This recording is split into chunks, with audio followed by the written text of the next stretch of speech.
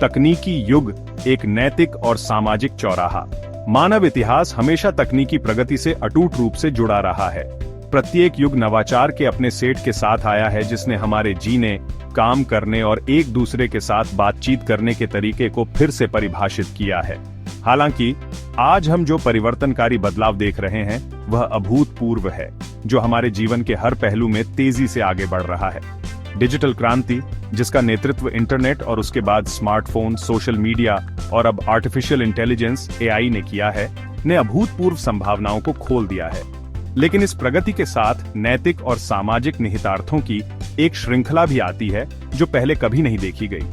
तकनीक एक तटस्थ उपकरण नहीं है, ये मानवीय मूल्यों और विकल्पों को दर्शाता है जो इसे आकार देते हैं। जैसे जैसे हम तेजी से प्रौद्योगिकी निर्भर दुनिया में आगे बढ़ रहे हैं, ये महत्वपूर्ण हो जाता है कि हम नैतिक और सामाजिक चुनौतियों का सामना करें और उनसे निपटें। हमें यह सुनिश्चित करना चाहिए कि तकनीकी प्रगति मानवता की भलाई के साथ हो, न कि इसके विपरीत। इस तकनीकी क्रांति के सबसे महत्वपूर्ण पहलुओं में से एक वह गति है जिस पर यह हो रहा है।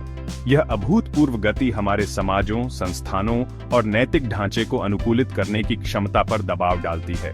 नतीजतन हम खुद को एक ऐसे मोड़ पर पाते हैं जहां हमें न केवल तकनीकी प्रगति के आश्चर्य पर अचंभा करना चाहिए, बल्कि इसके व्यापक परिणामों पर भी विचार करना चाहिए।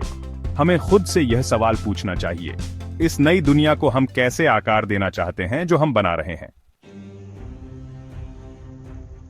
गोपनीयता का क्षरण, बिग डेटा का साया। डिजिटल युग में हमारी बढ़ती निर्भरता ने व्यक्तिगत डेटा की एक अभूतपूर्व पीढ़ी, संग्रह और विश्लेषण को जन्म दिया है। हमारे द्वारा ऑनलाइन उठाए जाने वाले प्रत्येक कदम, हमारे द्वारा किए जाने वाले प्रत्येक लेन देन और हमारे द्वारा साझा किए जाने वाले प्रत्येक इंटरेक्शन को रिकॉर्ड किया जाता है, जिससे हमारी प्राथमिकताओं, आदतों और यहां तक कि हमारे विचारों की भी एक आभासी तस्वीर बनती है।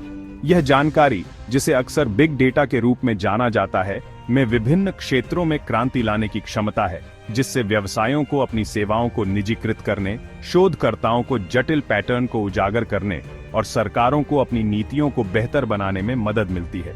हालांकि इस डेटा संचालित समाज के सुखद पहलू के पीछे एक अधिक भयावह पक्ष है: गोपनीयता का क्षरण। हमारे व्यक्तिगत डेटा तक पहुंच रखने वाली संस्थाओं के प्रसार के साथ हमारी सबसे अंतरंग जानकारी के दुरुपयोग या अनधिकृत पहुंच की संभावना बढ़ जाती है। समझौता किए गए डेटा उल्लंघनों से लेकर हमारे डिजिटल पदचिह्नों की गुप्त प्रोफाइलिंग तक, गोपनीयता के हमारे अधिकार के लिए खतरे कई और बढ़ते जा रहे हैं।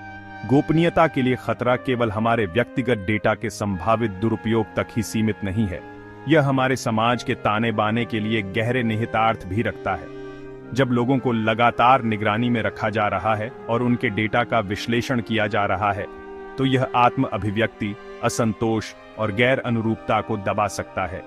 यह निगरानी राज्य के उदय और व्यक्तिगत स्वतंत्रता के क्षरण का मार्ग प्रशस्त कर सकता है, जैसा कि जॉर्ज ऑर्वेल के क्लासिक डायस्टोपियन उपन्यास 1984 में भयानक रूप से दर्शाया गया है।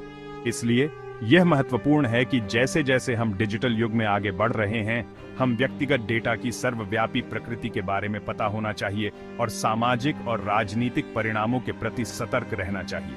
हमें अपनी गोपनीयता की रक्षा के लिए सक्रिय उपाय करने चाहिए और यह सुनिश्चित करना चाहिए कि प्रौद्योगिकी का उपयोग अधिक न्याय संगत और नैतिक समाज बनाने के लिए किया जाए, न कि इसके विपरीत।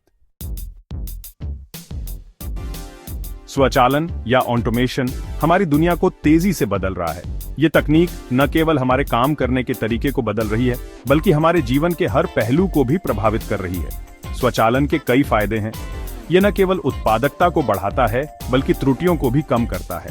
मशीनें लगातार और उच्च गुणवत्ता के साथ काम कर सकती हैं, जिससे उत्पादों की गुणवत्ता में सुधार होता है। लेकिन इसके साथ ही कुछ चुनौतियां भी हैं। स्वचालन के कारण कई लोग अपनी नौकरियां खो सकते हैं। यह एक बड़ी चिंता का विषय है, खासकर उन लोगों के लिए जो तकनीकी रूप से कम कुशल हैं। इसलिए हमें स्वचालन को एक संतुलित दृष्टिकोण से देखना होगा। हमें यह सुनिश्चित करना होगा कि इसके लाभ सभी तक पहुंचें और इसके नकारात्मक प्रभावों को कम किया जा सके। तो आइए स्वचालन के इस युग में हम सभी मिलकर एक बेहतर और संतुलित भविष्य की ओर बढ़ें। स्वास्थ्य और चिकित्सा में नैतिक दुविधाएं हमेशा से ही महत्वपूर्ण रही हैं। क्या हमें जीवन को लंबा करने के लिए हर संभव तकनीक का उपयोग करना चाहिए या कुछ सीमाएं होनी चाहिए? और जब संसाधन सीमित होते हैं तो किसे प्राथमिकता मिलनी चाहिए?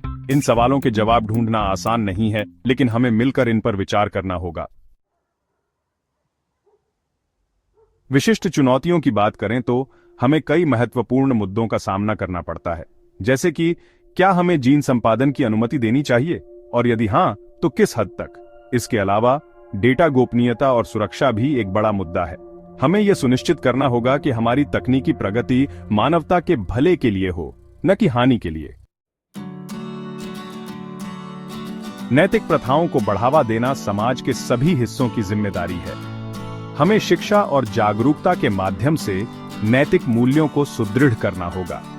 इसके साथ ही हमें यह भी सुनिश्चित करना होगा कि नैतिकता केवल एक विचार न रहे, बल्कि हमारे दैनिक जीवन का हिस्सा बने। बातचीत और सामूहिक जिम्मेदारी के बिना नैतिकता का कोई भी प्रयास अधूरा रहेगा। समाज के सभी हिस्सों को मिलकर इन मुद्दों पर खुलकर चर्चा करनी चाहिए।